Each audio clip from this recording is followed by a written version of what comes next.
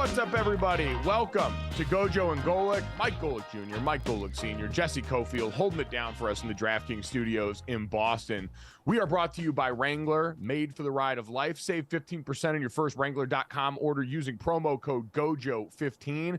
We got a great show for you guys. Download, subscribe, rate, review. Leave us that 5-star rating. Watch us here 8 to 10 a.m. Eastern, Monday through Friday, 5 days a week.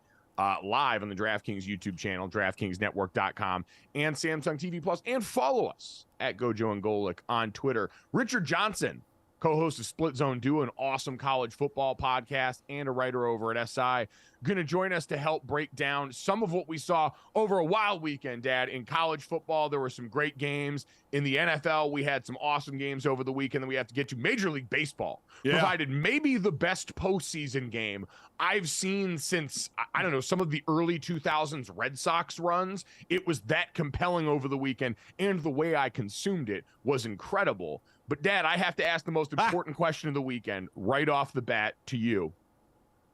Did you get any of that Eagles throwback gear while you were in Philadelphia for Sunday Night Football? You were covering it for Westwood One. You and Ryan Radke back doing a great job after a little bit of time apart. You, Dad, who spent your time, the bulk of your NFL career, with this Eagles team. The throwbacks were literally you. Like, it was a tribute to you and your Philadelphia Eagles team. You were a proud alum of that program. I saw you went back when Jordan Davis got drafted. He's wearing 90. You wore 90. It was this awesome moment coming together. And so I figured, man, Dad going back here as a proud Eagles alum is going to walk in with so much gravitas, so much clout, and they're going to shower him with some of the best throwback gear in the NFL, the number one jersey in the NFL, the Eagles Kelly Green that they busted out last night. Tell me it's going to be like freaking Christmas when I see you next.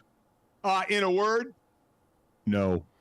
I mean, listen, I was expecting a swag bag, up, and I was even talking to Jeffrey Lurie, the owner, on the field. I thought he was giving me kind of a wink, like, "Hey, you're going to be the next guy in the Ring of Honor." That's sarcasm, people. Okay, understand that. That's sarcasm. Maybe there'd be some, "Hey, we got some, some stuff for you," or would you get some stuff? I mean, this is because I talked to more than a few people down there, and they're like, "Oh man, how great is this for you? Does it bring back memories?" I'm like, "Yeah, this is awesome." Nothing. Not a t-shirt. Wow. Nothing. Not a pair of socks. Nothing. I got squatola on this thing. Zip. And I've done things, like you said, they asked me to come back to interview Jordan Davis when he's a first-round pick. I do that. They gave me a nice Eagles polo then, but nothing. Shocking. That's shocking. So I'm hoping they're listening right now and go, wow, did this get lost in translation, lost somewhere that just slipped through the cracks on this thing? We got to get Golic a swag bag because it was cool. I mean, listen, the amount of money they made.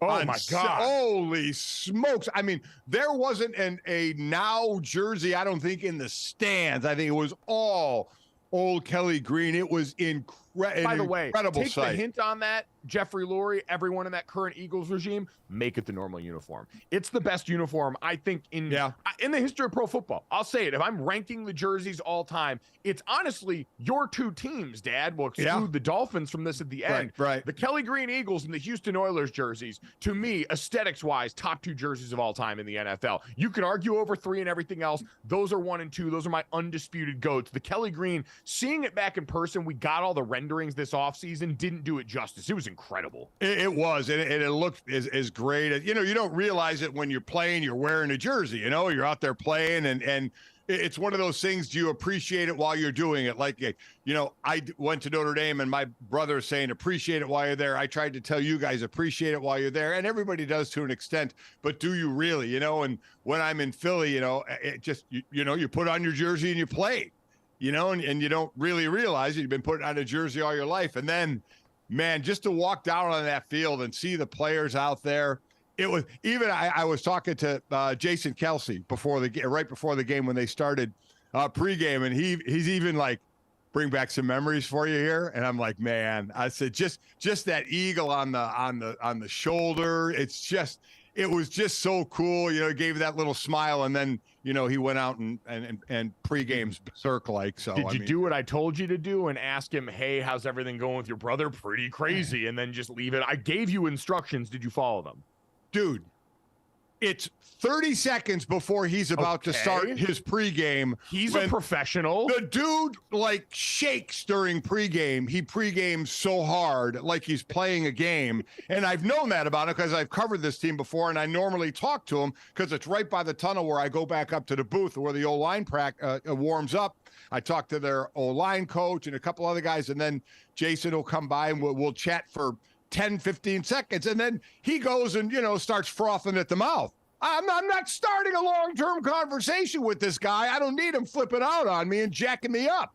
So it was, hey, how you doing? How's the family? He's had a third child, and he was like, great, thanks. These jerseys bring back memories, and that was it. I'm not going any further with that. I'm not doing any Taylor Swift stuff with his brother. No, Fine. The man's getting ready to play a game. You're not interested in doing real journalism. I get it. That's fine. You'd much rather talk about the football game that, oh, by the way, the Eagles won 31-17 and managed to hold this Dolphins offense. Because, Dad, remember, 7 of those points for the Miami Dolphins came on the Jalen Hurts ball don't lie pick 6 that we saw in the midst of this game. And so when you look at this game now and this final score, everyone needs to realize they held the Dolphins offense to 10 points. Yes, they did. Game. The high-flying Dolphins offense that we saw put up 70 points that could have set the record for points in a game got held to 10 points on the road. Dad, you were in the building. How did the Eagles defense manage to pull this off? I listen, the front four is just monstrous. Absolutely. Sean Desai, the D coordinator, he doesn't blitz a lot. You know why? Because he doesn't have to. I mean, the rotate, and I don't want to keep bringing up my era when I was there, but one of the things that made our defense great, listen, we had great players littered throughout, but we had depth on the D-line where you keep rolling players in. The depth on this D-line, Mike, is ridiculous. They're mostly players from Georgia. Yes, it was Georgia and Alabama playing football against each other yet again last night based on the breakdown of nearly every player on the field. And Eagles represent, especially in the front 7, the Georgia faction. You just sit there for most of it and watch them on third down in a passing situation. Just line up 4. Don't even try to put anybody up there. Then occasionally they'll throw a linebacker up there or 2, but they're both dropping out. I mean, they're not fooling anybody. I think they set an extra person maybe once or twice. Because they could get pressure. And if you can get pressure with 4 and drop 7, and I said before the game, I said, you don't want to get beat deep, which one of the touchdowns for Miami they did when Tyreek Hill does a little stutter step at the line of scrimmage. And then by the third step, he is at full speed. I can't imagine what it's got to be like for a DB when you see this guy hit full speed and run by you and there's not a damn thing you can do about it. And they got the touchdown that way.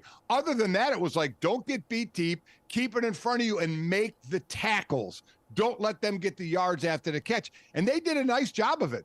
Kept guys in front, made the receivers who caught it short and medium, though Miami had a lot of really success on the middle of the field on in routes, a whole lot. But those were passes that you were going to catch. You weren't going to get a lot of yards after the catch, but they were making them for a bit. But Philly did a great job getting pressure and then making the tackles. The guys just stutter stepping with the receivers, making them go east and west, not north and south until their buddies came.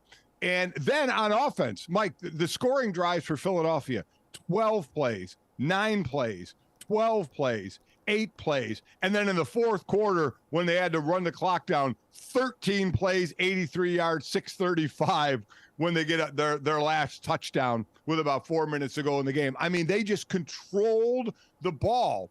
And so Philly is doing now what they did to get to the Super Bowl. Yep. And Miami, there's all this hype because Ryan Radke and I were talking about this during the game of the expectation. And the expectation is for Philly to find their groove in what they've done to get where they've been. And for Miami to have to continually prove it and say, okay, I mean, you look at the boards we get and it has the rankings and everything. And I mean, pick an offensive category, they're number 1, right? So the expectation is that they win and they get where they haven't been. So they still have to prove that. And this was a game where they didn't. This Philadelphia Eagle defense, credit them. They held Miami to under 250 yards. That's now 4 out of the last 5 games that they have held the opponent under 250 yards. So big credit to this defense. The offense doing what they do. Again, balanced offense. And then you get the brotherly shove. I mean, yeah, we spent time up there trying to figure out how you can defend this thing. I want to talk about that in a second because we heard Nick Sirianni bring this up after the game, and it is now become eerily similar to something, Dad, you know very well. But with this Eagles defense and with the offense too, it's a simplified equation for football. It is trench brutality from this team. Yes. It's what you mentioned there. This is what we saw, and we talked about this last week when you got, all right, you had Jordan Davis and all those guys coming back. We saw Nolan Smith show up in the game. Jalen Carter was back after that ankle injury that caused him to miss last week. That was huge on the inside. And when you can do what they do on both lines of scrimmage, everything else becomes easier. They get a high margin for error. They had 2 turnovers in this game. There were 2 interceptions by Jalen Hurts, one of which led to the 3 points that made 10 for the offense for Miami, and the other one led directly to points with the pick 6. And they still managed to win this game in decided fashion because they've got a massive margin for error when you can do what they do. And that was the hallmark and the calling card of last year versus Miami, where it requires more precision. It requires more things to go right and for you to work precisely. They did that breakdown, Dad, coming off of the turnover by Philadelphia of Tua Tagovailoa in the backfield doing that behind the back pass to Tyreek Hill on that little jet motion.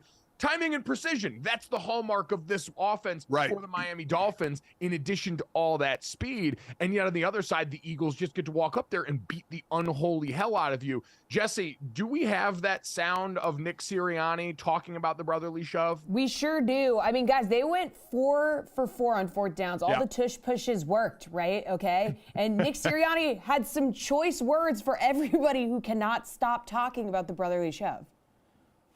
1st and 9 every down. You know, every first down is 1st and 9. Knowing that if you get the 4th and 1, shoot, a lot of faith in that play.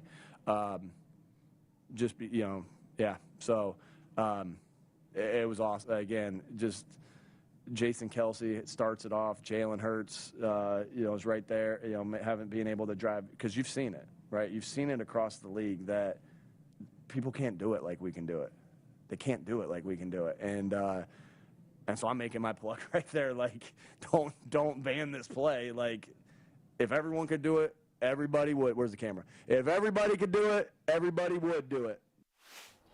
I love that he's like, where's the camera? Let me just say this to everybody. Like, you watch it week after week. Yeah. And he's right. People, if everybody could do it, they would do it. If everybody could, they would. And it'd be one thing for another team to have some success. To be able to pull it off sometimes would be, at this point, seemingly miraculous, considering the Giants are hurting themselves anytime they try and run it. But, Dad, the point it's gotten with this Eagles team, we're now 4th and 1 on their own 25, on their own 30-yard line. It doesn't matter. I saw Mina Kimes tweet this last night, and I'm curious because the comparison that came up from me was almost immediate, and it's something you've experienced. Mina said it has to be mentally exhausting for defenses to know they've got to hold this offense to 8 yards on the first 3 downs. Dad, everyone in the NFL is now playing Navy every week when they play the Philadelphia Eagles. They're playing a souped-up Navy team because you know this, even as a fan when I watched, or, as a player across the sideline in the other field on offense, when I watch our defense at Notre Dame go up against the service academies, it's a different thing in your brain where hey, if they get it to 4th and short at all, they're going for it because that's how they're wired right now. With this Eagles team, part of the reason you had those extendo drives that you just talked about is because they've got a game breaker and their football math is different than everybody else's right now. And they've completely broken the way that we normally think about what you've got to accomplish, what success looks like as a defense, down in and down out, because they've got an answer that nobody else has. So it was pretty, you mentioned like in their own territory, and they did that in the 4th quarter. There was still, a decent amount of time left, and it was 4th and 1, I think, on like inside their 30. And they started running the punt team on, and the fans started booing, right? And there was a timeout, and then he sent the offense back on, and I was saying, boy, Nick must be listening to the fans out there because they weren't happy. And then the offense went back out. They run the play.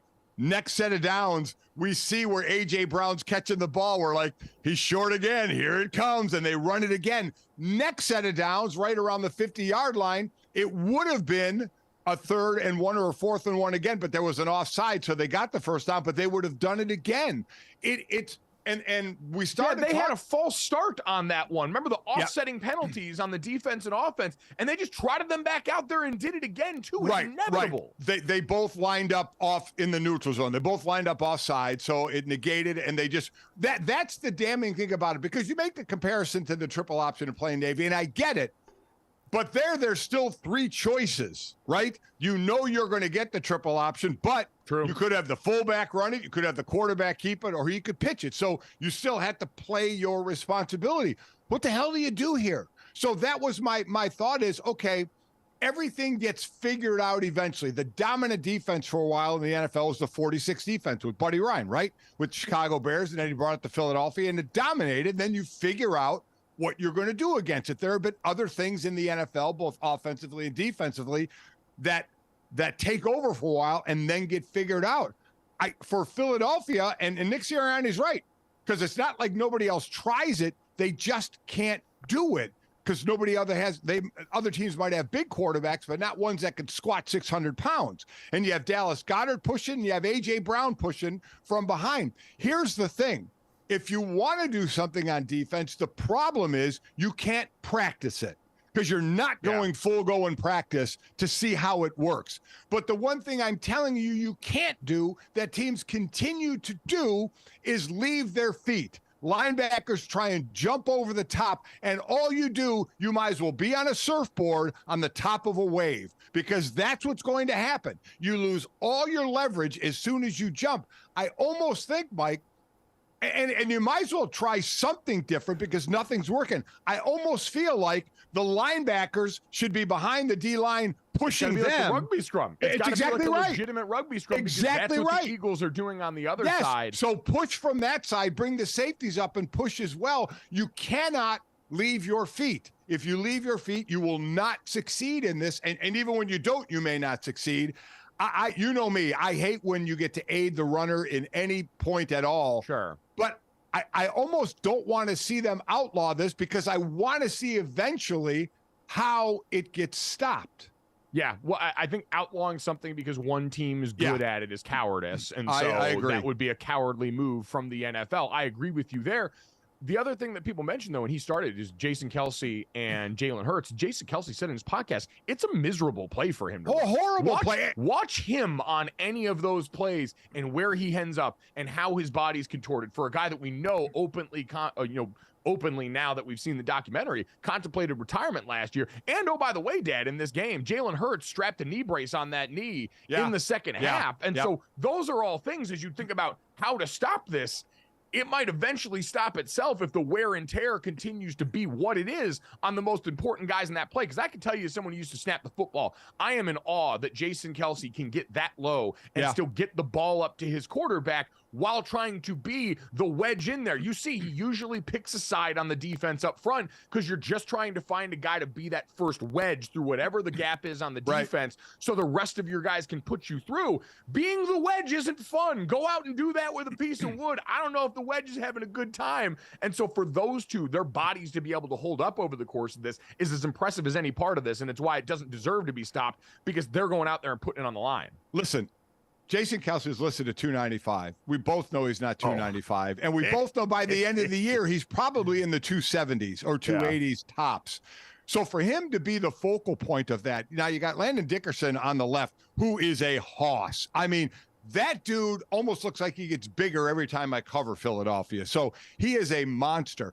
And it's like Jason Kelce, go back to the old-time Oklahoma film decades ago when they were running the option, when the O-linemen were in 4-point stances. That's what Jason Kelce gets down in a 4-point stance to run this thing. It is incredible, and right now it is absolutely unstoppable. Right now we have to ask the question, and at GoJo Golic on Twitter, we'll ask it to everyone listening too, because we got to re-up this week. We anointed the Lions last week, and they went out and got dropped, which we'll talk about. So we got to figure out, are the Eagles now the best team in football? And if not, who is? Coming up next, we will get to more of the sights and sounds of the NFL weekend here on GoJo Golic.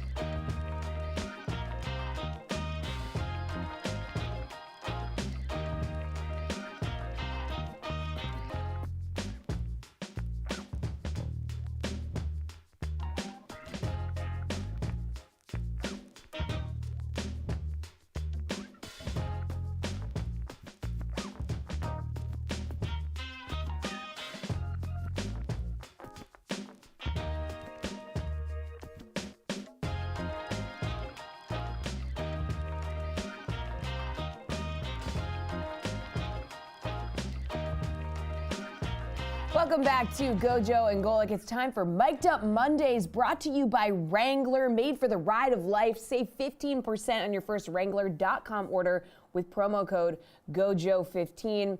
Well, I don't think anybody had the Patriots beating the Bills on their bingo card, but here we are. Bill Belichick picked up his 300th win in thrilling fashion. Mac Jones was the hero. Winning drive with 12 seconds left. He connects with Mike Gesicki on National Tight Ends Day. Here we go.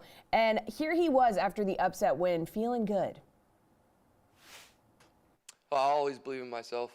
I have a lot of confidence in myself, and I'm not going to sit up here and say it every time, but I do believe in myself, and I do that through work and all that stuff. And that's why football is the greatest team sport. It's the quarterback. You go as your quarterback goes. So for me, just continuing to be the same guy every day and just beat Mac. Just continue to do it. Like I said, it's just a crumb, and just keep picking up those crumbs, and eventually you have a whole loaf of bread. So that's my goal. Just continue to work, continue to be Mac, like I said, and it's just one game, right? I always say that regardless of the result. So gotta do it again. Gotta fight every day and practice hard. Giving big Hansel and Gretel vibes out here. Did he say continue? Did he say continue to be Mac? I said, yeah, just continue to be Mac, baby. Yeah. And the Brett, gotta let Mac. He had him, 25 of 32, 72, a couple of touchdowns, didn't turn the ball over. I still think he's playing. I still think he's playing for his. Is he going to be the quarterback of the future? Yes. Patriot live. But it was a great showing. Listen, you can say nothing more than that. It's a great showing. That this was a bit of a stunner. So who is the best team in the AFC East now, I think becomes an interesting question, because you look at the way that this has gone. I think most people would assume, hey, it's the Dolphins or the Bills. The Bills have the head-to-head win over the Dolphins, so they'd probably give them credence. But, Dad, this is becoming a Bills team that's seemingly harder and harder to trust in moments like this when you see some of the bad Josh Allen pop up. I mean, a turnover, an interception on the very first offensive play of the game for the Bills was kind of emblematic of what became of the day. I'd probably still lean toward the Dolphins just because of the ability and the possibility of hitting scores quickly, though, as we just talked about last night, their offense just put up 10 points in that game, but just their ability to do that. Now, the defense has to come along for the ride and start playing a little better for them, but now all of a sudden, I mean, so I would probably lean toward them. And what we were saying was such a deeper, tight AFC. I mean, we're starting to see Kansas City separate, right? I mean, since Cincinnati hasn't come back to what we expected just yet. The Buffalo, Ravens yesterday were like a word. Oh, you know what? You're absolutely right. But again, Kansas City's been consistent. The Ravens were phenomenal yesterday, but let's get the consistency train rolling there as well. But they were incredible. In the AFC East, I'd probably still, on their best day, say Buffalo. The thing that worries me with the Dolphins is for all the high-flying escapades, you got 3 starting offensive linemen that were out in that game last night. And we've seen the way you beat them is having a competent front four on defense that can handle business in the box. And that becomes even harder for the Dolphins to handle when you're dealing with backups along that offensive line. And so that's a difficult thing that I worry about with them, because they're like a sports car. Rock pops up into the engine, all of a sudden you got to worry, versus that team in Philadelphia that's driving over there with a Mad Max Fury Road monster truck that can eat whatever you put in its path. The analogy is spot on. Is spot on there without question. So, and what happens is there's a 100% chance you're going to have guys hurt during the year. 100%. Yep. It's not if, it's when. So can they get that O-line healthy by the time, to make a run, right? Whether it's, 3/4 of the way through the season, don't lose too much, back, but yet Buffalo lose as well. So obviously you don't lose traction there, and then be healthy when it counts the most. It's just about getting in. Now, with the top teams, we sit there and talk about, home field advantage. Though Patrick Mahomes may never play a playoff game. Oh, he still hasn't played a playoff game away on the road. It's ridiculous. So how quickly or when can you be healed up to be at the best strength you're going to be for your run? We got a reminder this weekend also, Bill Belichick can still coach. He got his 300th career win in this game. And Dad put together an awesome game plan there. You got some good performances on offense from Demario Douglas, who looked quicker than all hell out there. The defense gave Buffalo a lot of problems up front. So congratulations to Bill Belichick. That guy can still get it done. But let's get on to our next bit of sound here. We've got Dan Campbell as we mentioned, that Baltimore Ravens team looked incredible this weekend. This was Dan Campbell digesting the loss that they suffered. Frustrating, it is. But ultimately, hey, man, things happen for a reason. The good Lord never gives us anything we can't handle, and so we probably needed it. You don't want these to happen. When it does, it recenters you. It refocuses you, and that's all I know. I don't want it to happen. Nobody wants to happen. Nobody likes to look over there and watch them having a great time because they kicked our ass. Nobody thinks that's fun. But I know that motivates me for next week. It motivates our team. So I know that you'll do any and everything you can not to have that feeling again. So that's all I mean by that. I know everybody's gonna be like, how can you say that? How can you say it's okay to lose? That's not what I'm saying, all right?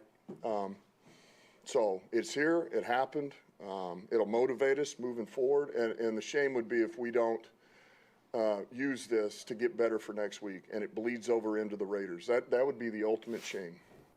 Oh, the poor Raiders. I was gonna say, man. Listen, the next few games for them: Raiders, Chargers, Bears, Packers, Saints, Bears, Broncos. I mean, it's laid out for them if they play ball the way we think they can play ball of getting wins.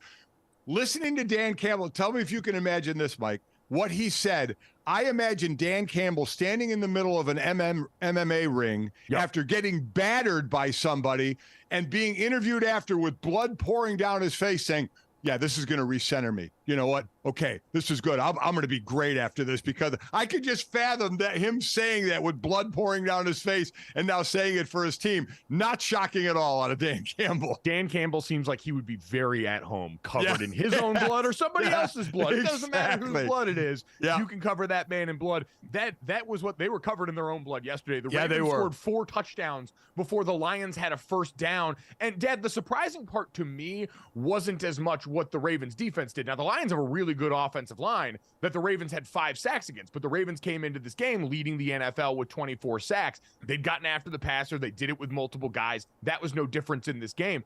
Lamar Jackson and this Ravens offense finally seemed to meld more with the Todd Monken vision that a lot of us had in mind. We even got Patrick Ricard's longest reception from scrimmage. The fullback human tank got vertical down the field. That's how good things were going for the Ravens on offense. Dad, if this is the version that shows up more against a much improved Lions defense that we've talked about, they are firmly in the conversation for best team in the NFL currently, which is apparently the worst place you can be, because every week for the last 4 weeks we've anointed a team, they immediately go out and lose. Yeah, but this is the Todd Monken way that he wants. Pass for 357. Lamar only carries 9 times for 36 yards. That's what they want. Lamar's going to have to run more for them to get where they want to go, but this is kind of the blueprint we were expecting. Absolutely. Let's get to one more. Jesse, what's the last bit of sound we got here? Yeah, Commanders suffered a brutal 14-7 loss to the Giants on Sunday. 2 teams combined for 18 punts, the most in a game this entire season. It was painful to watch this. And when he was asked about it after the game, Jonathan Allen did not hold back. Tired of this.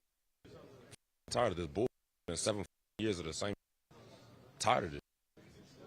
What can you do now going forward to get it turned around? Get our minds right and get ready to play Philadelphia. I mean, bleep. We just That's have to. another guy. Boy. Yeah. Oh, boy. I do not want to be on the receiving end. Now, Yeah. granted, saying that and then being like, oh, we got to play Philadelphia had to be a real gut check moment for him where it's like, How about oh, God. it?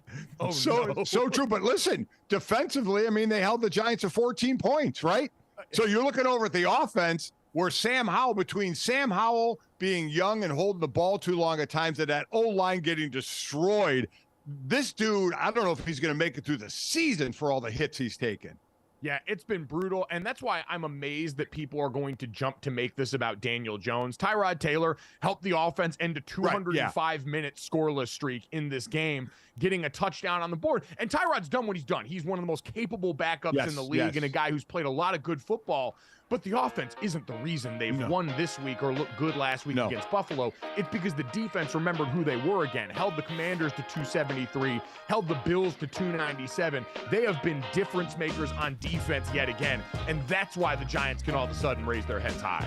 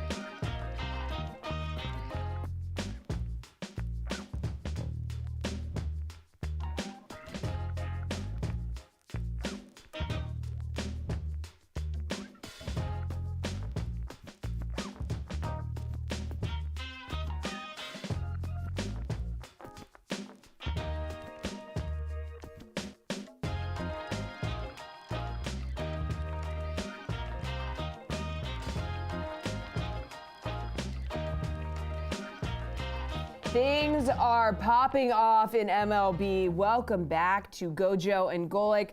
So we got a Game 7 coming in the American League Championship Series. So we had the Rangers forcing this one. They had a 9-2 win over Houston.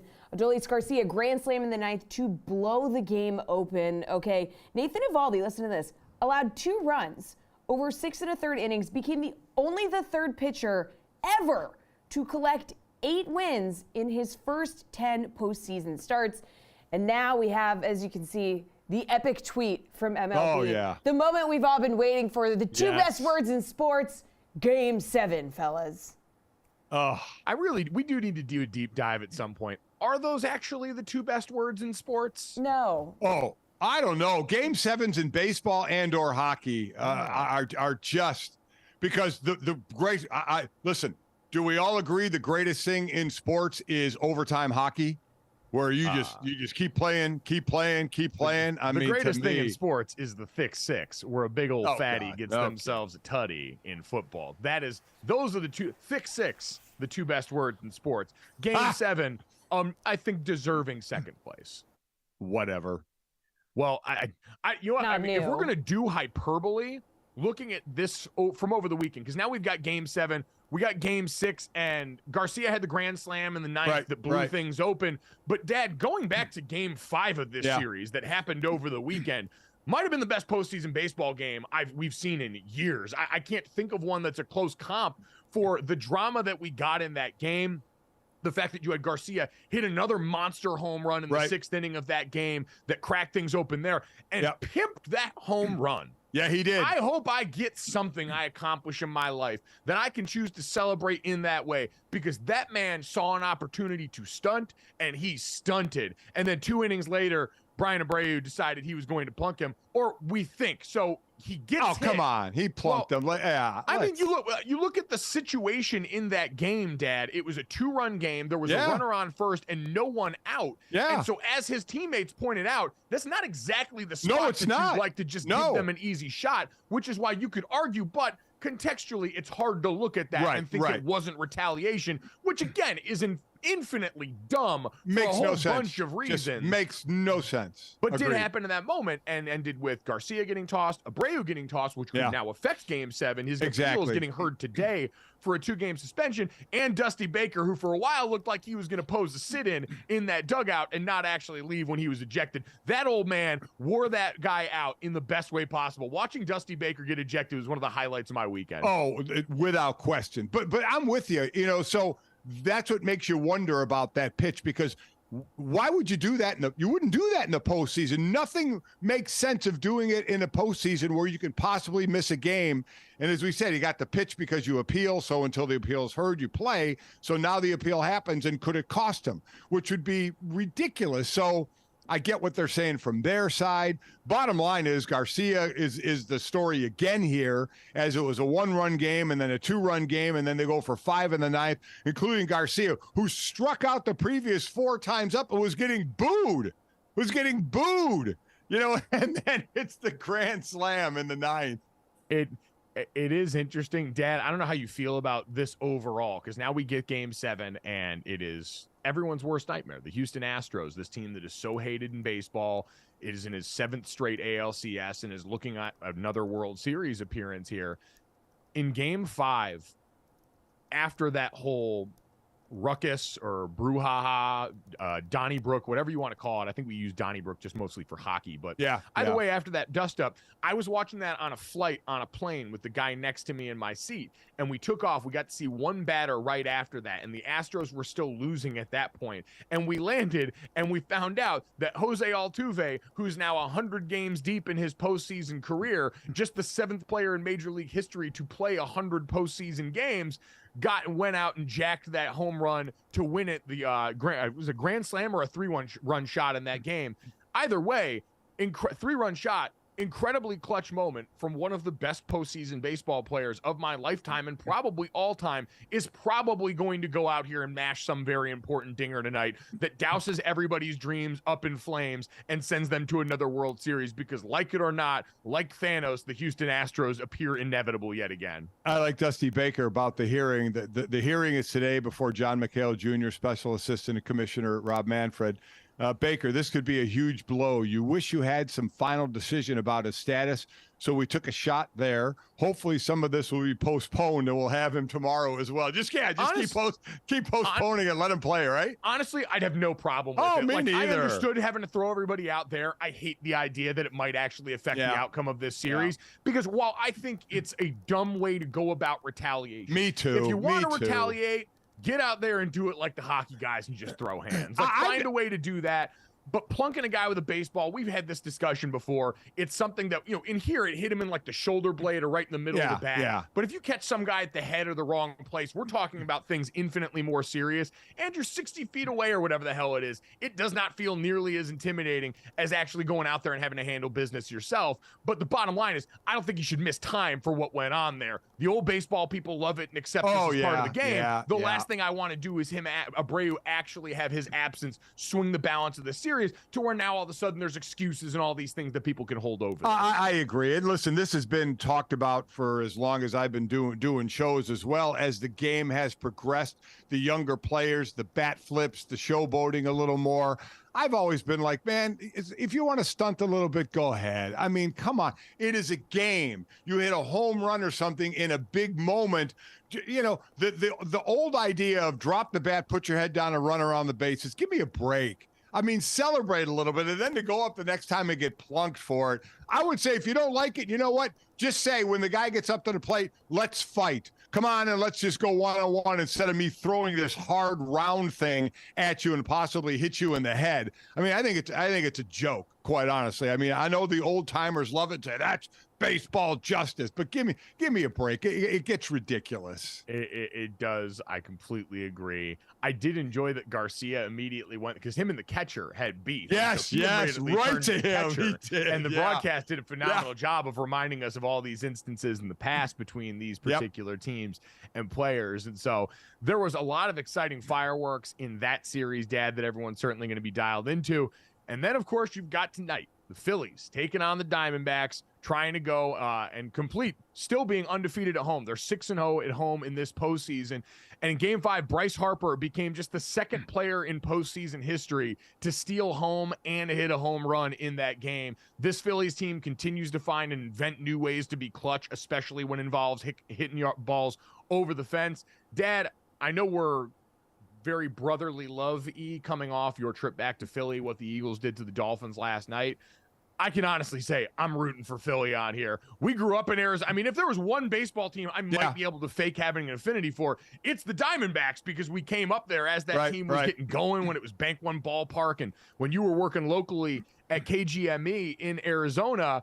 But that being said, it has been impossible not to love this Philadelphia Phillies team. I really hope we get to see more baseball from them on the World Series stage. Listen, at the end of the day, what do people love most about baseball? Mashing dingers, right? Hell and that's what they do. That's what they do, man. Time and time and time again. And people love to see it. So they got to listen. Philadelphia being here the last couple of days. I mean, the one thing you saw is people in Kelly Green football jerseys, and a lot of them were wearing Phillies hats to go along with it. They were mixing and matching their teams. It's that time, baby. It's exactly right, man. I mean, that is exactly right. So they are loving it out here right now because they got a ton to cheer for and a great guy to cheer around, and someone like Bryce Harper, right, who's making more money than people will ever see in their lives, but he still feels like this gritty, down-to-earth, blue-collar, I'll be in the foxhole with you type of guy.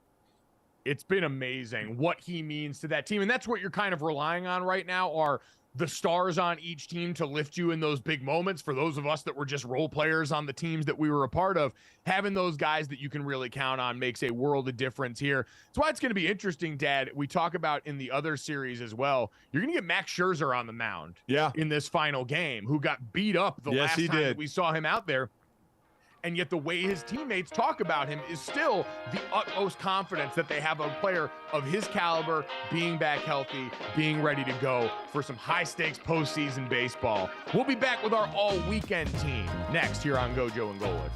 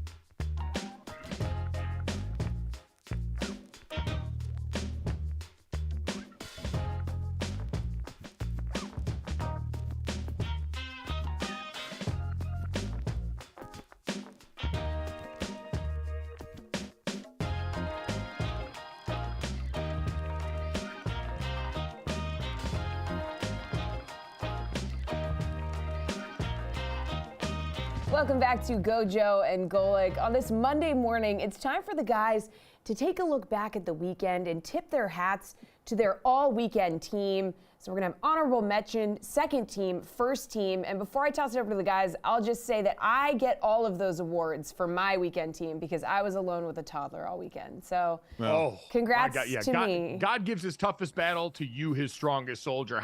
What was the most harrowing part of the weekend for you, Jesse? As you are, the MVP of our all-weekend team. It rained the entire day on Saturday. And we went to Whole Foods 2 times. We went to CVS. I mean, I was just driving around to different stores.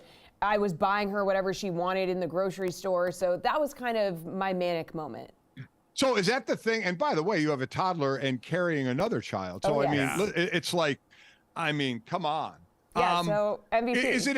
Is it a situation? Now, this is what we do as guys is no matter, when we're alone with our kids, we do you give them whatever they want.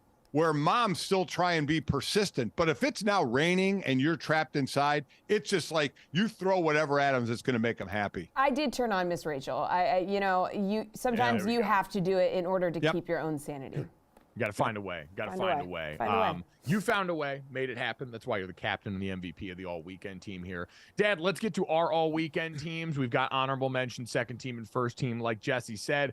Let's start off with honorable mention here, and I'm probably going to end up flipping these. I wrote them down, and then the more I talked it out, it didn't make sense in my head. So I had my honorable mention as Kyle Whittingham and the Utah Utes. I think I'm going to have them moved up to second team after beating USC for the 4th straight time, and Dad continuing to do it without their starting quarterback in Cam Rising, who they announced after this game was going to be shut down for the season after the knee injury he suffered last year in their bowl game. Bryson Barnes went out here and was the man that made it happen for Utah. They also moonlight a safety at running back, and just in general, Dad, they've had dominance in this conference and over this particular team since you got Lincoln Riley into town. It's been remarkable. Kyle Whittingham, one of the best coaches in college football, and has forged one of the most consistent and dependable identities in the sport with this Utah team. Yeah, and the Pac-12 always mucks each other up, right? And to find themselves looking on the outside, looking in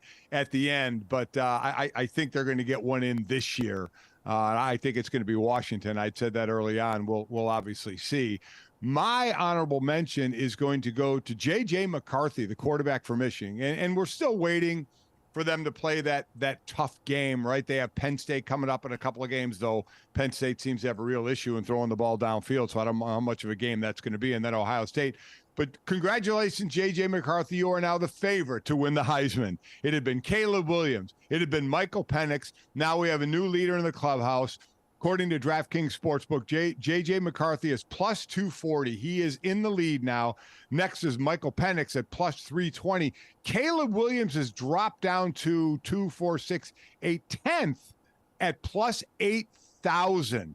So he is out of it. And so my honorable mention goes to J.J. McCarthy, who is your leader in the clubhouse right now. He's out of it right now, and I think it's going to be difficult for Caleb to repeat at this point. But being said, I saw Acho tweet, and everybody got up in arms during the game when he suggested that Caleb Williams should sit out for the rest of the season. But you look at the way it's set up for them, Dad.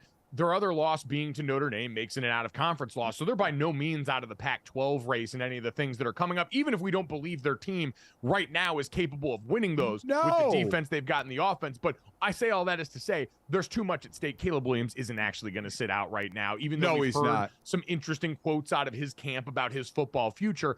I don't think it's going to come to that point yet. We understand those are decisions that are more and more a part of the sport, but it also is a reminder that this USC team doesn't have just soul searching to do for the offseason, especially related to their D coordinator, Alex Grinch, but to the right now, because they are still, even though we don't believe it, in the mix for a very competitive Pac-12. Yeah, they still have, I believe, Washington and Oregon on their schedule. Yeah, so let me just say, they're out. They're out. It's going to be a tough one there. The Heisman, as open as it's ever been, though, J.G. McCarthy's Michigan really won't have a chance to show their wares until later on, as we talked about the way their schedule has been set up. Dad, all weekend second team, which I said now really should be honorable mention. I'll give it to Tyrod Taylor. Like, he did snap a 205-minute scoreless streak for that Giants offense. He did help them get a win in the division right now. And Tyrod Taylor, whose football career has had so many ups and downs, the incident with the Chargers that led to Justin Herbert ultimately being named the starter when you've got a staffer there that pops his lung while doing treatment, all leads to a guy that's still one of the most dependable players in football, has had amazing career longevity, and just I'm impressed every time you see Tyrod Taylor out there. And even said after the game, when Daniel Jones comes back, he is our captain and our starter, and I am willing to do whatever it takes to help this football team. There are few people you want in the foxhole with you more than Tyrod Taylor. Yeah, Tyrod, he is one of the better, certainly backups that you can trust in this league without question. My second teamer is going to go to James Madison. Congratulations to them. They're 7-0, ranked 25th in the AP poll, undefeated. Yet, Mike, I mean, the rules that are going to be keeping them out at the end of the season. This is their second year transferring from FCS to FBS. And there is a 2-year waiting period, of which, as I said, they're in the second year of it, where they are ineligible for postseason play. Forget, any kind of high ranking, but for any bowl game, they're like in reserve for the 41 bowl games that are out there. So that's 82 teams. There's no room for them if those slots are filled. They can go undefeated and not be in a bowl, which is a joke. And remember, the Fiesta Bowl holds one of their spots for the top rated group of 5, which they are in now in the Sun Belt, but they are not eligible for any of that. And they've petitioned the NCAA for a waiver on their second year of this, of which they're in now, to say, hey, we're playing all FBS teams. Let us get involved in this. And of course, the NCAA, said, no, you're not going to do that. So I find that amazing. They were 8-3 last year, their first year, moving over to FBS. Now they're in the second year, undefeated in the Sun Belt, and they have to wait and see if they can get to a bowl game. That is a joke, but congrats to them for their season so far. It is yet another moment where the NCAA looks completely nonsensical. But tell you who doesn't look nonsensical, Kurt Cignetti and that outfit have been sensational for a while. They were great at the FCS level. I got to cover them during the FCS postseason in the pandemic. But what they've done in the move to D1 has been nothing short of exemplary. They've been an awesome team to watch. So congratulations to them. Hopefully at some point we'll have leadership that will actually allow for the good things in college football to be rewarded. But Dad, speaking of people being rewarded, let's get to the first team, all weekend team. I was overwhelmed and so happy for Tony Elliott, the head coach of the Virginia Cavaliers. Got one of the biggest upset wins of the weekend, taking down North Carolina, who had been previously undefeated, rolling in off a big win. They went in there and beat them up. That just looked like a good football team. It wasn't fluky. There wasn't a bunch of wild stuff that happened.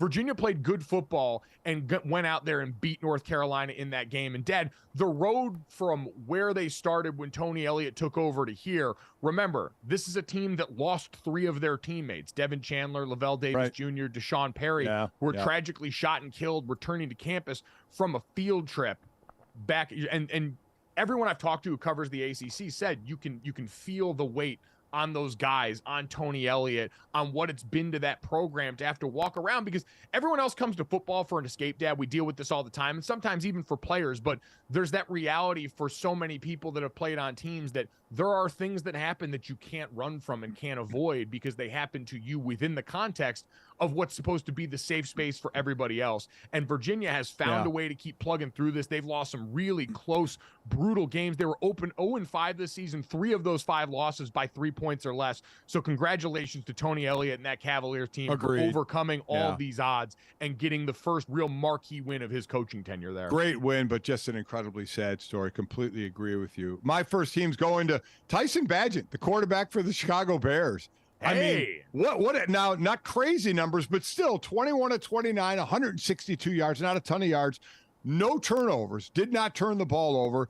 This guy, again, from Shepherd University, a Division II school, where, by the way, he threw for 159 touchdowns and 17,000 yards. Everybody had to look up the college. He comes in and gets the win. I cover them next week when they play the Rams. We'll see if Justin Fields is back. Great note there. His dad is a 28-time arm wrestling world champion. How cool is that? That makes a lot of sense when we realize we're dealing with one of the first high-profile tatted white boys playing quarterback.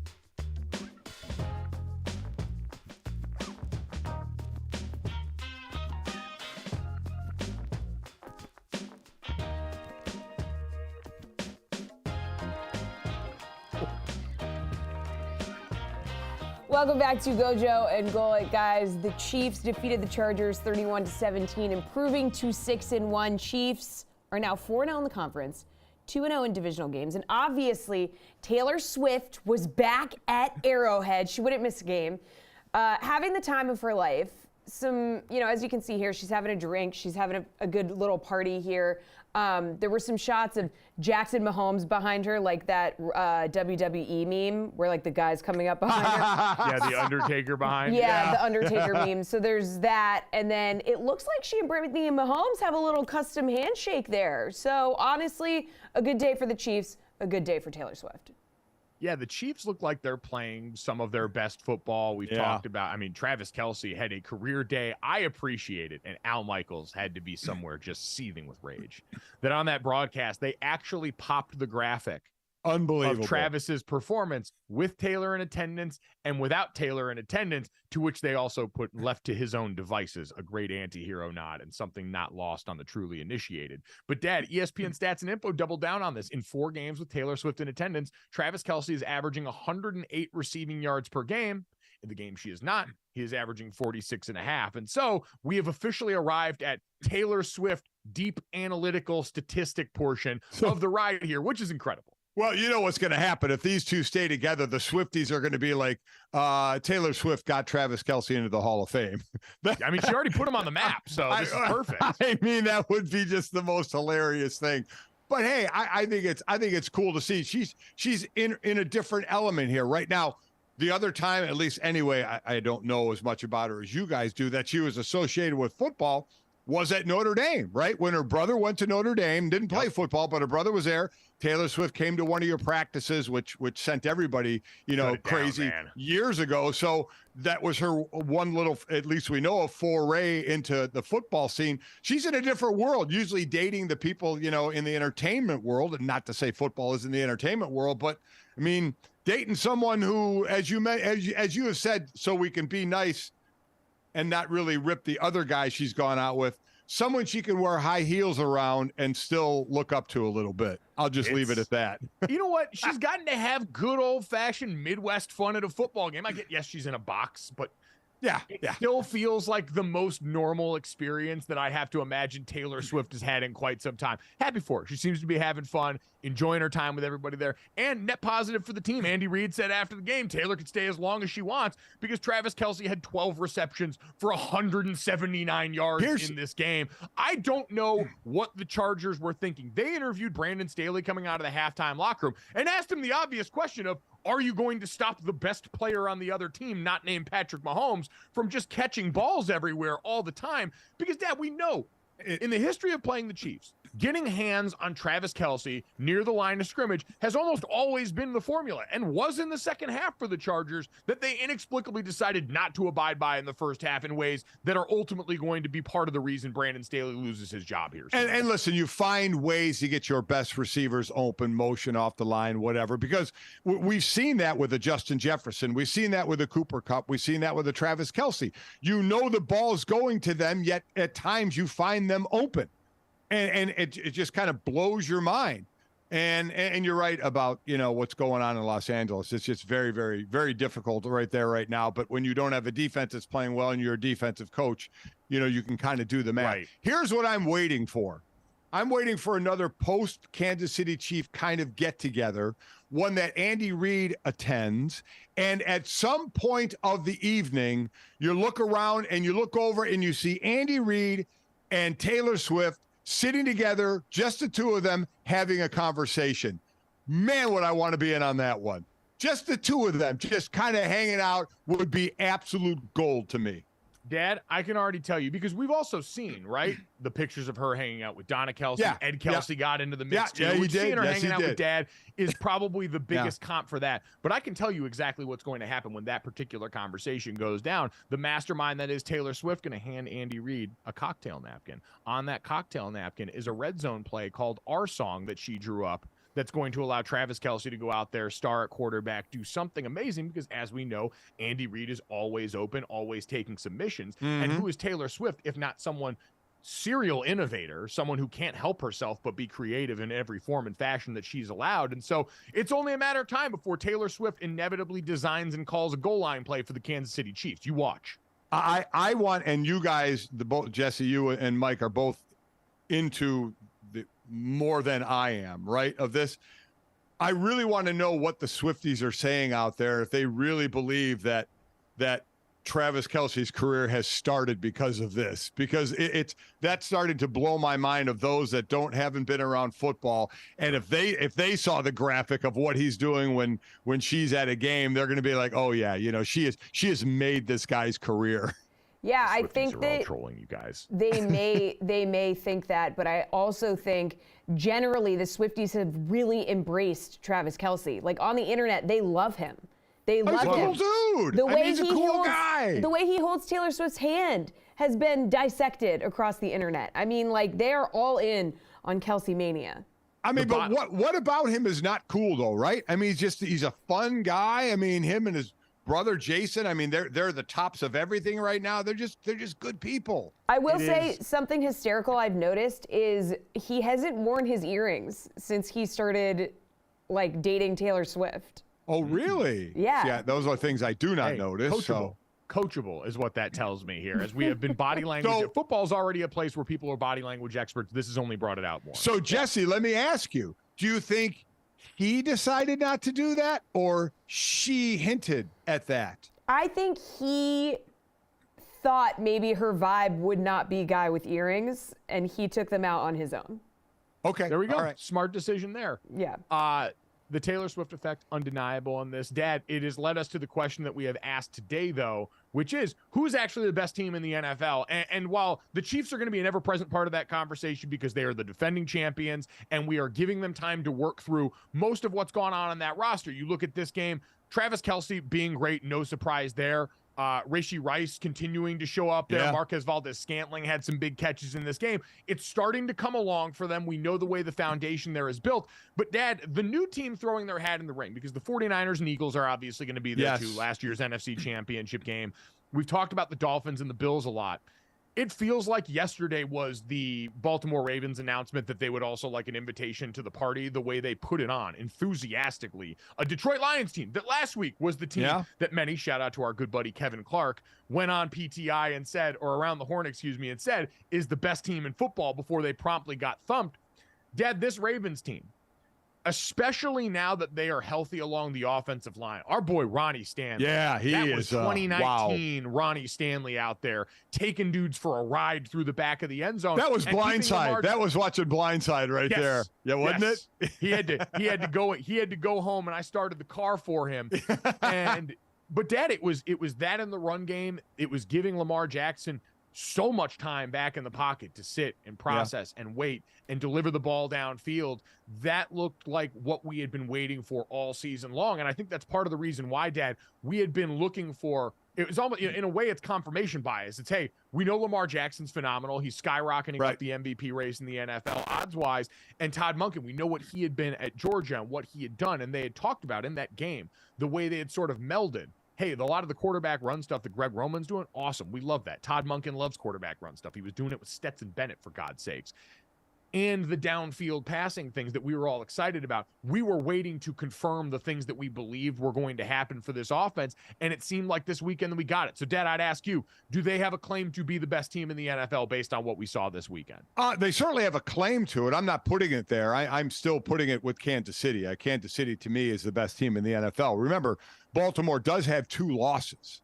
What the Colts? The Colts and the Steelers. And the Steelers. And, you know, you sit there and look at the schedule coming up. They have the Browns in a couple of weeks. So that's a big test against that defense. They play the Cardinals, which play teams tough, the Seahawks, and then the Browns. And the Browns can get somewhere just on their defensive alone. We haven't even talked about them yet.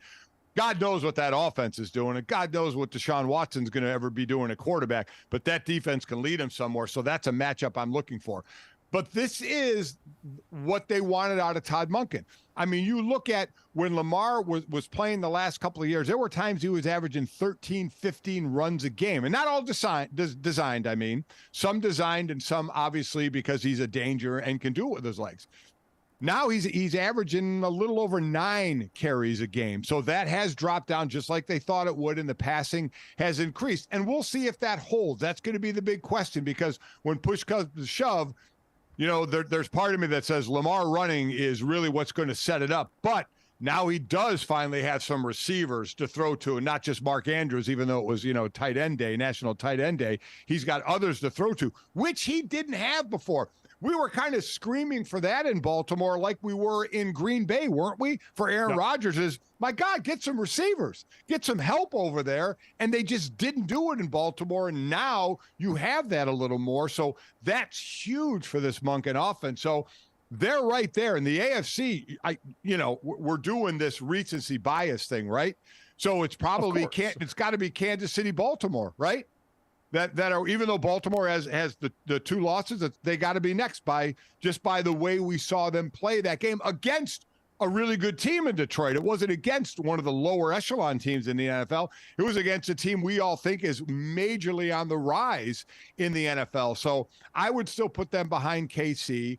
And, it's still San Francisco, Philly, San Francisco, however you want to do it in the NFC. So I think those are your top 4 right now based on what we've seen. I think you're right. And you're right to bring up the context of this Lions team. They had won 4 straight games, all by at least 2 touchdowns. Right. They had scored 20 points in 15 consecutive games. This Lions team is really good, and they plucked the wings off of them like a weird little kid at recess with a fly that he caught. This was as dominant a performance as we'd seen. The Ravens had 8 passing plays of at least 20 yards in this game. Only one team, the Chargers, had more in a game so far this season. So it was everything that we hoped to see. And, Dad, the thing is, too, this is who Lamar Jackson has been. Like, we've been rating for a lot of the rest of this to meet around, though. There's been one game this season where Lamar Jackson has completed less than 70% of his passes. He's been great. He's been playing MVP caliber football, and that's kind of been what we've seen from him over the last number of years, but it's usually been on teams that are falling apart around him. It's been Lamar Jackson having to carry an incredibly injured squad, their running back room getting decimated before the season, the offensive line having to basically do a hockey line change during the course of a year, and Lamar Jackson's been made to shoulder that load, and it ends up becoming unsustainable in the second half of the season because even he can only do so much. And so the health of this Ravens team, we know it's the same case for every team, but man, it feels even more so for them just because of the weight that we've seen Lamar Jackson struggle to carry in the second half of seasons when it gets to be too much there time and time again. And let's not forget, I mean, they put up 38. Let's not forget the 6 on the other side. So let's give Baltimore defense a little bit of love here as well, incredible. Right? I mean, Detroit scored in the beginning of the 4th quarter.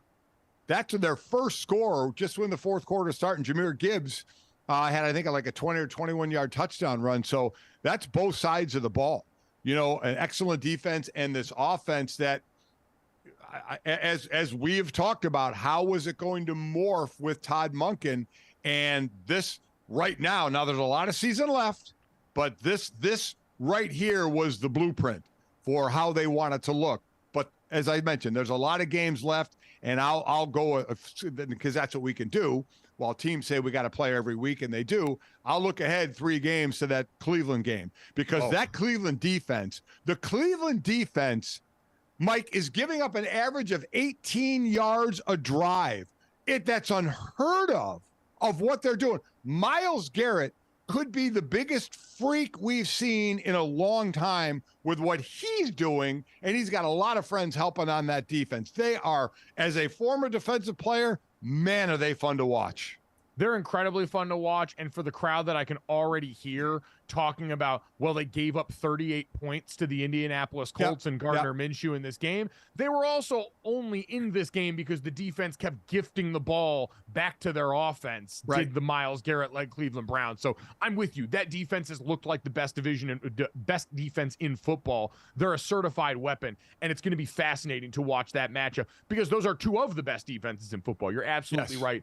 Baltimore deserves credit in that. I'm with you. I think at this point in the season, because We have that 49ers up there for so much, but they still look like the most complete team in football. But a lot of this is, who can I count on not to embarrass me in a big moment? And that's also always going to be the Chiefs until further notice right now. They are the most trustworthy team in the NFL when it comes to who is the best. And so I would have Kansas City at number 1. I would say still on their best day. And we know, a little banged up right now, but the guys that were injured, Deebo Samuel, Christian McCaffrey, expected to continue to be available this season. I would probably have the Niners at 2, and then you could probably make a real argument for the Baltimore Ravens at number 3 right now in the NFL. And I think the person, forgetting the quarterbacks, that you need to put it in glass case, don't break in case of emergency, that needs to be healthy.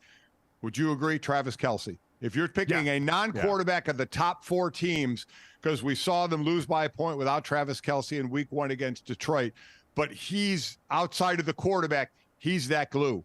He's that glue. Now they're starting to get other guys, and it's really Rice, the rookie that's been stepping up for him. But as they look for more to step up, to me, the non-quarterback guy is Travis Kelce of those 4 teams. At GoJo and Golic on Twitter, where you can vote on our poll of who is the best team in the NFL as we try and figure this out. We've talked about parity in the NFL. There's been this conversation every week, which has been fun and exciting. We've also had a lot of that in the world of college football. We will talk to Richard Johnson, co-host of the great podcast Split Zone Duo, that does a great job covering the whole hog of college football. He also writes for Sports Illustrated.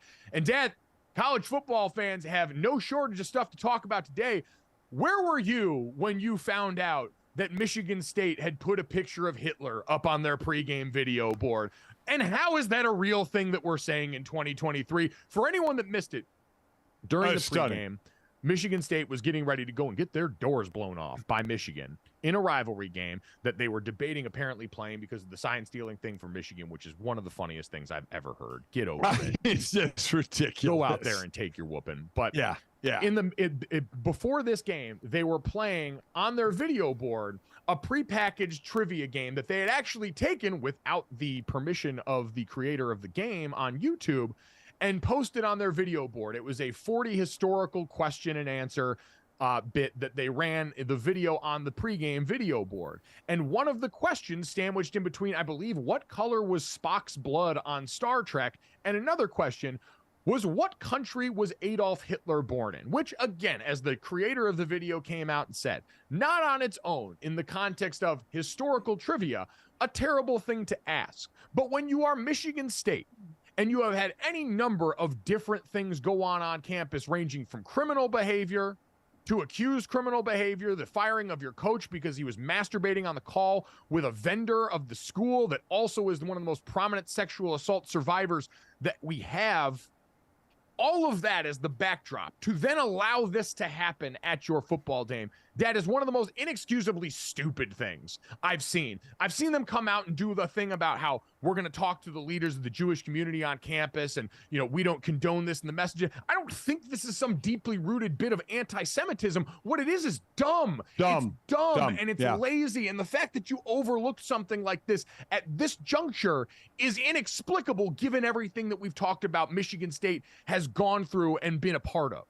So, the Michigan athletic director said they suspended that employee who didn't really vet out the questions from a third-party vendor, which is the quiz channel on YouTube, the creator and producer of the quiz channel on YouTube, which includes Hitler's image as part of a quiz, said the school didn't ask for permission to use his content or pay him for it, and defended his decision to include the question on his platform. So I don't get it. I don't understand it. It is stupidity.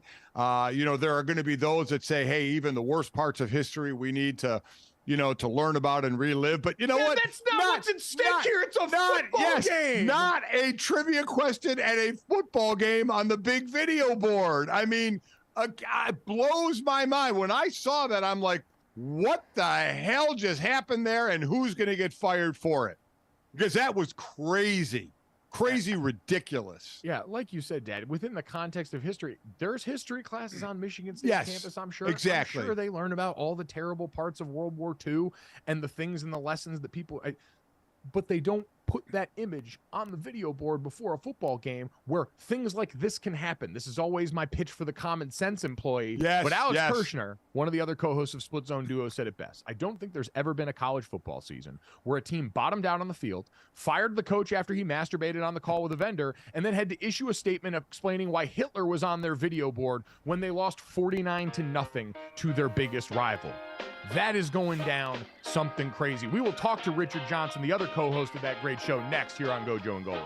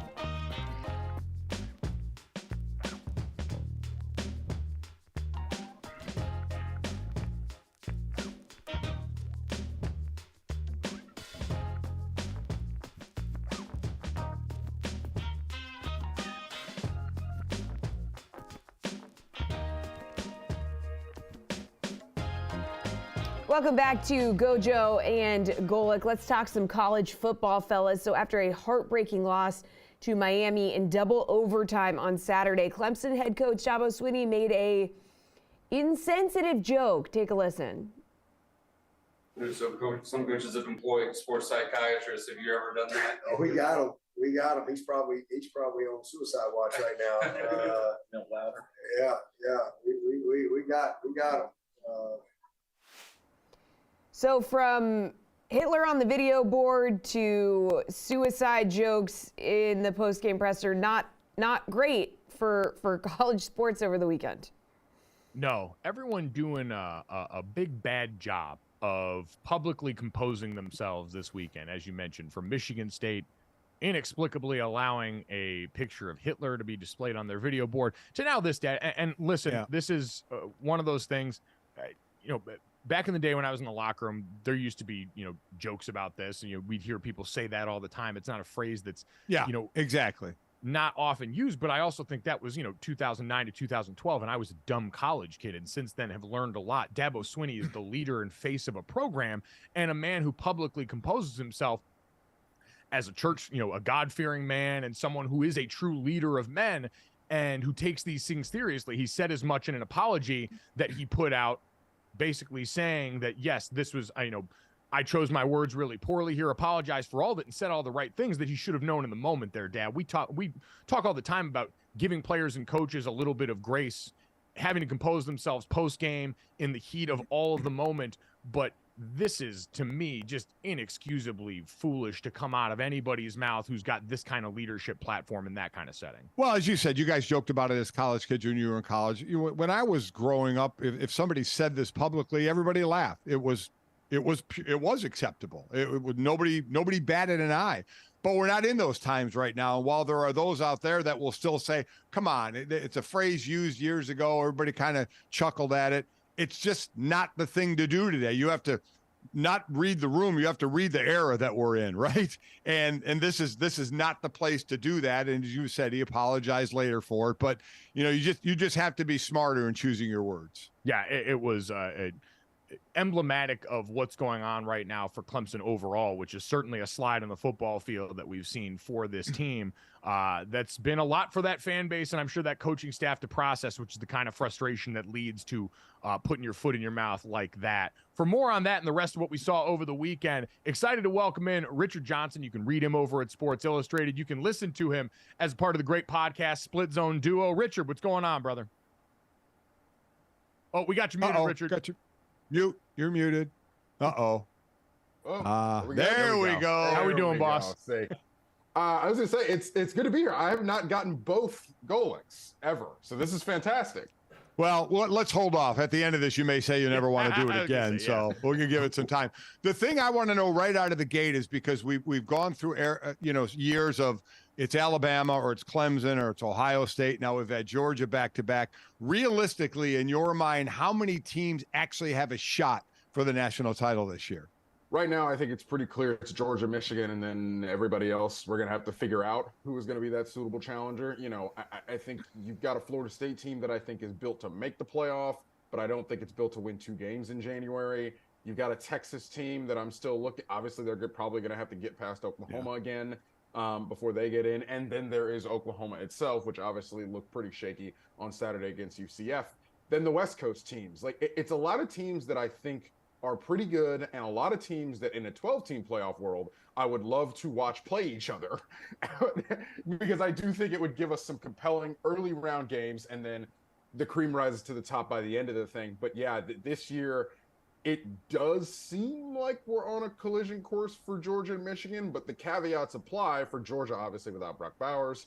They're going to have to see my beloved Florida Gators this weekend, which is wishful thinking for me. Yeah. The more pressing issue I do think for Georgia is in 2 weeks when they play Missouri. I think Missouri is going to push them with their offense in a way that, and wow, I cannot believe I just said that, but yeah, I think Missouri's offense is going to be able to push them in a couple certain ways. And then obviously, look, Penn State's offense clearly is not up to the task, but we do need to see Michigan's offense against a defense with a pulse. It is fair to request that from the football gods in order to fully validate and evaluate what Michigan is. Yeah, and evaluating what Michigan is, they've obviously been in the playoff the last couple of years, won the Big Ten the last couple of years. Is there anything you've seen so far, even against inferior competition, that makes you believe all those beat Georgia periods from the offense have netted them some new tool in their arsenal that can have them winning a national title this year? Yeah, honestly, because they are doing to opponents what that 2021 that 2021 Georgia team did to just about everybody except for Alabama in the SEC championship game. They're part of, and I said this on our show last week on Split Zone Duo, part of the difference between this Michigan team and that Georgia team is perception. We knew that Georgia had shut out, or almost shut out, a Clemson team Labor Day weekend that season. We didn't know Clemson's offense was mid at the time. We found it out a little bit later.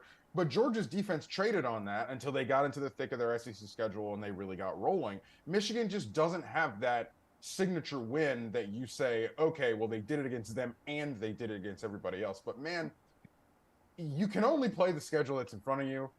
And it's almost impossible to play a schedule in front of you better than Michigan is playing this schedule. It is comprehensive every single week. They went up 14-0 on Saturday night, and I was like, all right, we're done here. And I turned the TV. Yeah. So we've gone through 2 questions of the top teams in college football, and the school Alabama has not been mentioned yet. They sit there with 1 loss to Texas by 10 early in the season. Nick Saban has to be happy because they're flying under the radar and he doesn't have to use the word rat poison for the media. Do they have a shot? Let's put it all the way when they can get to Georgia. If and when they get to Georgia, do they have a shot to be in this thing? Yeah, you look at this Alabama team and you say, well, they're eking out wins but they're eking out wins. And Saturday wasn't eking it out. I mean, Saturday was beating that Tennessee team. They took Tennessee's best stuff in the first part of that game and said, all right, we got you. And then they tightened up. Obviously, that defense is everything it's been billed to be, in my opinion. And I think they found something with Jalen Milroe. They found enough with Jalen Milroe. They have Jermaine Burton is absolutely broken out. And they've said, Jalen, we don't need you throwing on the intermediate windows of the field. That's too much timing. That's too much accuracy. Won't need that. Throw it deep or pull it and go. We're going to have enough with our stock run game. We can add some quarterback run game pieces on it and do enough. I'm worried about that offense if it has to chase against LSU.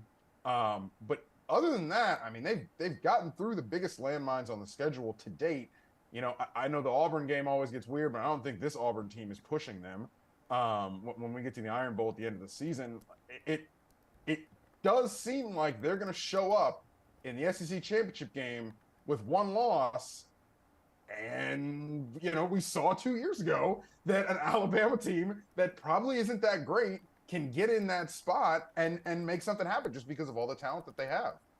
We've talked about a lot of contenders. Let's talk about one that feels like they're now firmly on the outside. Only got about a minute left here, Richard. How broken is this USC machine under Lincoln Riley right now, or is this just a Utah problem for them? I think it's both. I mean, the USC team, to me, USC is not being built like Lincoln Riley is not building this USC team like he built those Oklahoma teams. Those Oklahoma teams were a firm foundation on offense built on a slobber-knocking run game. This team does not have that. Whether they're going to get it, we'll see, but they do not have enough of a foundation of a run game for the other stuff to work against good opponents. Now, they can come with hellfire and brimstone against the Colorados of the world and Arizona States and the teams that they are just better than, and Caleb will just make something happen. But when it gets down to it, and I haven't even mentioned the defense, but when it gets down to it with that offense is just, it's just another air raid offense to me, or air raid plus, if you want to call it that. It's been a mighty struggle the last couple of weeks for that team, humbled to say the least, and I think all the reasons you mentioned are absolutely right. Richard, we appreciate the time, man. Thank you so much. Everybody check out Split Zone Duo. Make sure you're reading Richard as well. Always doing a great job covering the whole hog of this fine sport. Thank you, brother. We'll talk to you soon. Thank you, sir. Appreciate it, fellas. Coming up next, let's take a look ahead to Monday Night Football and see what this 49ers team has to say about the best team in the NFL next.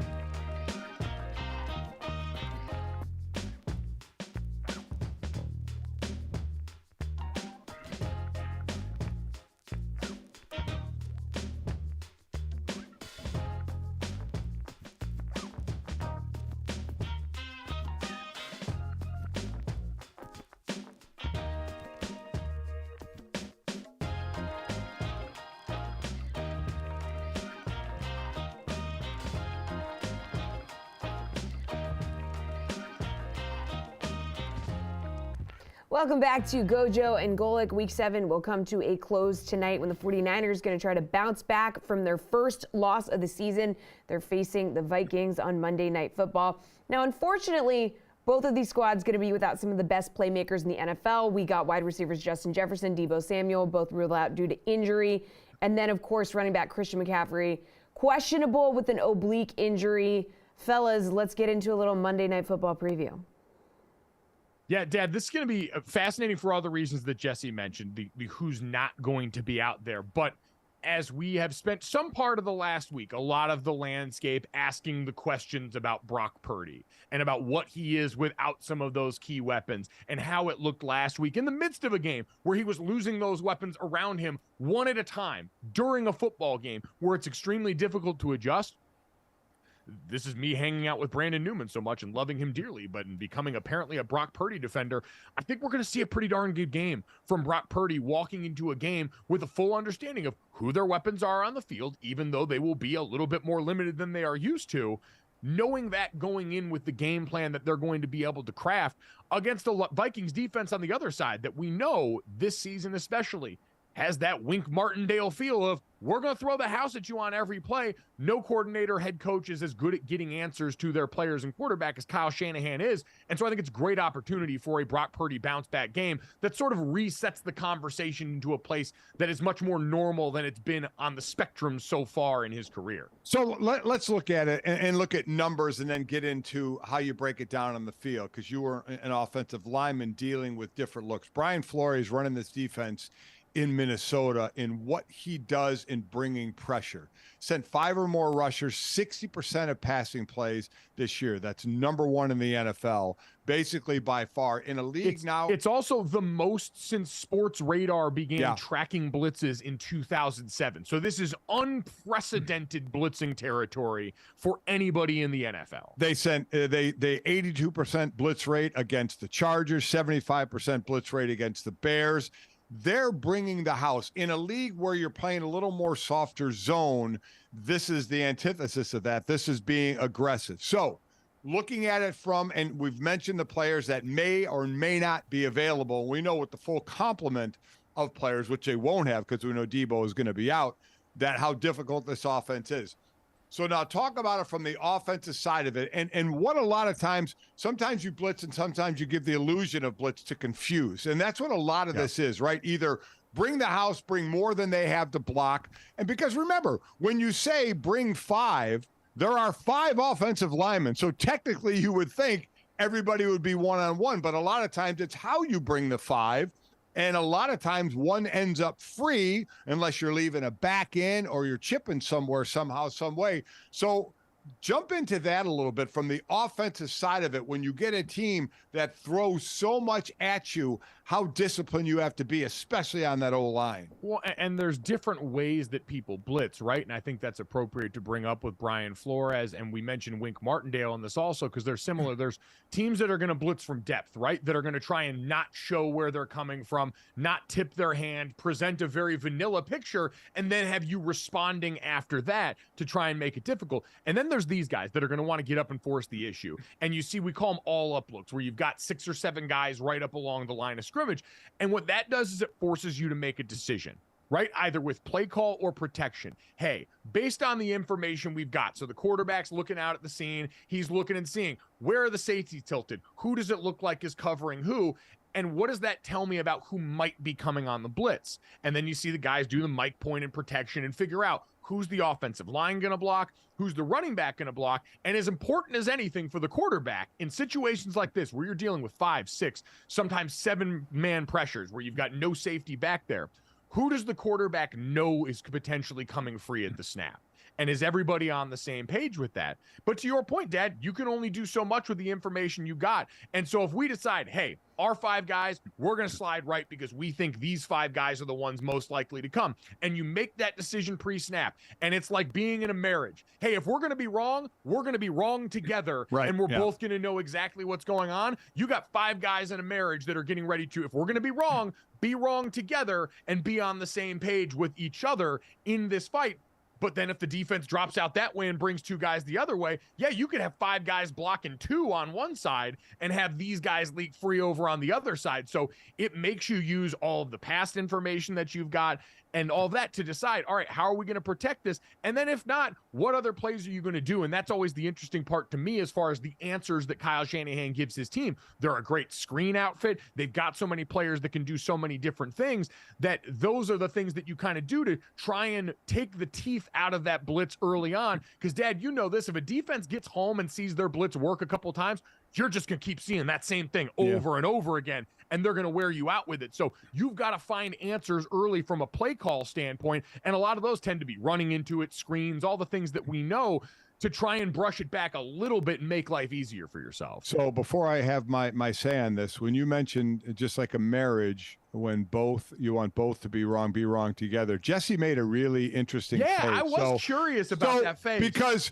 I'm married, Jesse's married, Mike, you're not married, yet you felt the need to bring in how married couples should act. And Jesse gave you Jesse? That's why I was making that face. Because GoJo was like, well, you know, when you're in a marriage. And I was like, oh, when you're in a marriage? Break it down for us, Mike. All right, let's put it this way. Am I wrong? Yes. What do you mean be wrong together? Be wrong to rarely. So Jesse, you're saying if you're in an argument in public and you're arguing on a point that might end up being wrong, you would want your husband to come up and publicly correct you in the middle of that argument? Well, no, but like... That's what I'm talking about, is being an offensive lineman is, hey, if we're sliding to the wrong guy and I know it, but that's who we've declared, I got to be there with him so that we're wrong together. Dad, tell me I'm wrong on this. All right. You've qualified it a little more by saying in public. Because in public. That's, I mean, are we playing these football games in private? No. Well, you've assumed. You just threw out a general statement of if you're married, be wrong together. Okay. Yeah. That there's a lot to that. Public, all right. Be wrong together. Okay. I asked you. That qualifies it a little bit. I get it. Am I wrong? No, you're not wrong about being in public. You want a united front in public. Yes. You left that out. That's why you got a face from us. I have to explain that, considering we're talking about a public football game. I'm not talking about being wrong in practice. Like you need to explain. You need to explain. Yeah. Because most arguments happen in the house. To be honest with you, not out in public. I'm not talking about arguments between. Again, we're talking about being a team. It feels weird that I have to explain. Oh, now you're not even talking about an argument between husband and wife. You're talking about an argument with another. Boy, you're really changing the parameters of what we really heard, right, Jesse? This is the exact parameters I laid out, but apparently I got to explain relationships and marriage to you guys. It makes me a little bit worried for everybody else involved. I don't know what's going on at home right now. I'm going to check in on everybody here. I got to see if my mom's happy at this point now because she's got my dad over here not being able to clearly read signals. This is what happens when you marry on the defensive side of the ball. Boy, this is a guy. Wow, this is a guy who's now talking to eat up the rest of the segment while deflecting, Jesse, because you and I both understand where he went with that and understand how general he spoke about it. Yeah, correct? Maybe it's a married person thing. I don't know. Yeah, maybe it is. Put it on the poll, Guillermo. Is it a married person thing? Yeah. So real quickly about that, and the one thing that San Francisco does do, remember they Miami and Kansas City run a lot of motion. Yep. They run a lot of motion to get a lot of information. So that truly is like a chess match of moving all the pieces around, seeing if you can decipher anything from the defense to see what the defense is eventually going to give you. But just remember, if you're going to be or you're going to be wrong together. It's like motion is like when you got your kids running around the house. Oh, God, here we go. And they're going into a different room, and now all of a sudden you got to split up, and you got to go take the one out there because they're trying to stick a fork in a light socket, and the other one's trying to pour puffs all over the floor. You guys get it, right? Yeah, totally. Yeah. Just like, you know what we're talking about. You're so right. You're absolutely right. Mm-hmm. I don't know why we ever doubted you. No. I don't know why you do either. You'd be a lot better off if you would just listen to me. Your sage advice. Blindly listen to your parenting and marriage advice. And parenting, yeah. I mean, you know what? We're sorry. Let me take some notes. Does anybody have a pad and paper? Luckily we have a break coming up. We can get some more in. He can give us some more valuable information. Thank God. You guys get your pen and pad ready. Coming up next, we will give a master class on stadium security here on GoJo Golic.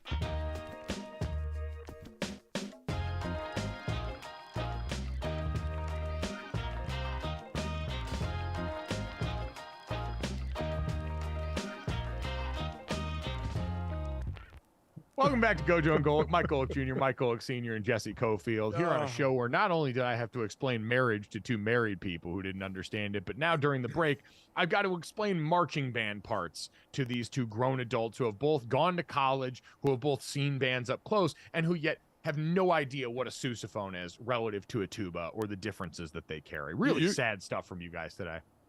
You could be the smartest person known to mankind. Yeah, that's amazing. That must be why you're still single. It's just too much for any one person. That's why my wife is just head in hands right now. Yeah. Absolutely Weeping. head in hands. She's All right, Mom. It just means I got a lot of love for a lot of different people. Oh, God. Wow. Your poor mother. What is that? This, that, and the third. 3 quick stories to finish off your day. As always, download, subscribe, rate, review. Leave us a 5-star rating. Check us out on DraftKings YouTube channel, DraftKingsNetwork.com, Samsung TV Plus, or wherever you watch us. And if you missed any of our great stuff today, including our guest, Richard Johnson from Split Zone Duo, you can get that wherever you get your podcast or right after we're done on the show on the DraftKings YouTube channel. The video is all right there. Guys, speaking of video, let's get to this. Incredible footage. So we had Alabama and Tennessee playing this weekend. The Tennessee Volunteers take a loss in this game. Alabama continues their march toward the promised land, but one man's march ended this weekend. Take a look at the post-game footage of a fan trying to run out onto the field, getting met by a security guard with force. Good God Almighty. Dad, you came up and were at ESPN during the full jacked up era. This would have been prime jacked up material. I mean, that also would have been a fine and a suspension because there was a launch involved and you're not allowed to launch anymore. I mean, what a hit. But let's be honest here. Completely unnecessary, yeah, that's right? what I was going to say. Oh, come on. This is post-game. There's nobody around. The guy is no threat to anybody at all. If you got a packed stadium and someone's running around, I get it, play everything. There's nobody in that stadium. This dude, I mean, this guy went overboard in smoking this guy. I mean, and then they're trying to drag him off the field. He got up and flexed on him. It was awesome. Yeah, he did. But there was, which just goes to show how drunk he had to be to not feel the next day, the feeling the effects. But yeah, there are times when you really want to smoke a dude. This wasn't one of them. This was not in like post-game. In a light jog. Yeah. Like he wasn't even, Hey man, this was a little much. What these fans could be coming onto the field with. There was nobody on the field. No, there was nobody in the stand. Who was he a threat to? There were 1, 2, 3, at least 4 other people on the field out there with that fan. You don't know what that person could have been doing. And quite honestly, the reason I'm going to fight so hard for this is I mentioned jacked up. We now live in a day and age where we understand the effects of those hits more so than ever. We don't have segments that celebrate that kind of carnage because we are aware that these people are putting their bodies on a line in a way that could have long-term ramifications, and we're all dealing with that a little bit more. But one of the last bastions of sanctioned violence of this kind is when a fan enters the arena, where you immediately forfeit your physical rights and put your fate in somebody else's hand because you're entering the space that you don't belong, and we've got to treat you as a threat because you could be, because the one time you don't could be the one time a bad thing happens. And so, Dad, Jesse, this is the last place we can legally have these kind of hits in the sport, and I am going to continue to celebrate that. Okay, fair enough. We both completely disagree because I'm normally with you. Packed stadium, players on the field, you don't know what's going to happen. The freaking stadium is empty. This dude is just trying to relive a day and think he should be out on the field as well, reliving, because that was completely uncalled for. I mean, based on that hit, he should be, because he absolutely. Oh, he'd be suspended though. I mean, that's the only problem is he wouldn't be around the next game because he would get tossed for targeting. Got to lower the target zone a little bit, but bring that same gusto there. Force, mass times acceleration.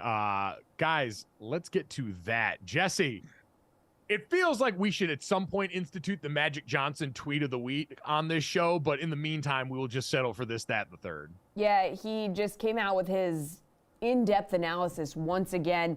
Disappointing 14-7 loss for my Commanders to the New York Giants.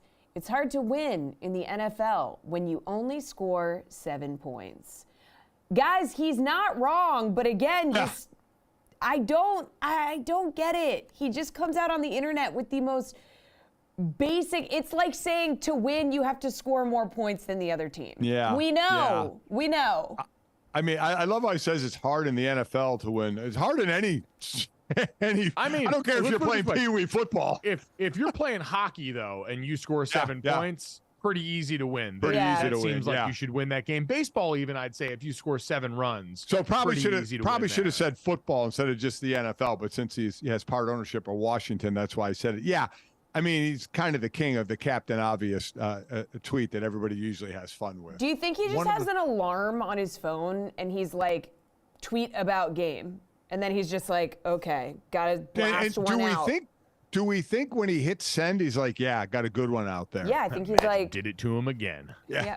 Mm-hmm. You know what? I do want to believe, too, that it's truly him and that these are truly his thoughts, because the conspiracy theorist in me and the cynic wonders if it's such a bit now that he's got someone else in charge of his social media who is out there to tweet the most Magic Johnson thing possible as we perceive it. Anytime something like this happens, I'm going to mind the man behind the curtain and choose to suspend disbelief and just think that Magic Johnson actually just believes this with his whole heart and hits send, like you said, Dad, believing he has just authored the best tweet of the weekend. Yeah. I don't know what to think, because that conspiracy theory would be a bummer if, in fact, they're just doing it now instead of this just being who Magic is and what he does, and being heartfelt Magic Johnson. Stat Hole Sports, who does the stat guy, I think, for Pardon My Take, tweeted below this. I ran the numbers. Teams that scored exactly 7 points since 1970 are 32, 974, and 4. So it is confirmed hard to win, only scoring 7 points. So he's right. Again, not wrong. I don't know. Magic Johnson may not have been wrong once. We're still waiting to find out how right he's ever been and if Magic Johnson is ever going to really go above and beyond and be predictive. The day we get a Magic Johnson prediction, go and take that to the bank, bet the house on it, because that man and certainty go hand in hand. Jesse, let's get to the third and celebrate some large excellence on our way out this Monday morning. Yeah, absolutely. So you mentioned before we started here that you had to explain an instrument to us. So West Allegheny's offensive lineman actually came out and was playing the trombone at halftime with his band. The tweet in the video here, as you can take a look, it said trumpet, but it is a trombone. So take a look.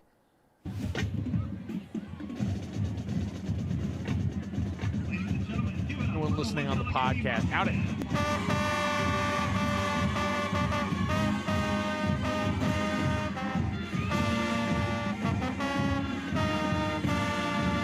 A really solid-sized offensive lineman. He's so big. He's so big compared to everybody else in the band, but good on him. Yeah. Listen, you were a big old lineman, and you played the saxophone growing up. That was your thing. So much so, Jesse, we had family picnics where I grew up in Cleveland, like 4 times a year with my parents and their people that they grew up with. These really nice picnics. And one year, I don't know how old you were, Mike. This wasn't last year. It was obviously when he was a kid. I was 24. Mike played the national anthem on his saxophone for the start of the picnic, and was so bummed it was fine. It was fine. He's a little kid playing the saxophone. He sat in the one building. I think it was crying because he felt he played it horribly. I did play it terribly. The standard is the standard. All right. Mike is was very sensitive young man. Oh. And we were all there. I had high standards for myself, and I did not meet those standards. You were like 3 years old. I mean, come on. I was at least in the 5th grade because that's when I started playing the saxophone. You traveled all the way with your saxophone. Oh man. Yeah. He felt he laid an egg. Yeah. So everybody, immediately just starts drinking and go to the picnic, and then we look around, and there's Mike in the little shed where we store stuff. He's in there tearing up, and we're like, dude, what are you doing? I mean, like you said, he was in 5th grade, so I immediately gave him a beer to kind of, wash things over. Yeah. Yep. Started drinking the same age my dad started drinking, right around 13. Yeah, duh. Yeah, why not? The first time I played the saxophone in 5th grade, I actually passed out. I did the breathing so wrong. My band instructor had to catch me by the saxophone that was around my neck to hold me up as I felt the darkness take over and the light leave my eyes. Thanks so much. We'll talk to you guys tomorrow. Gosh.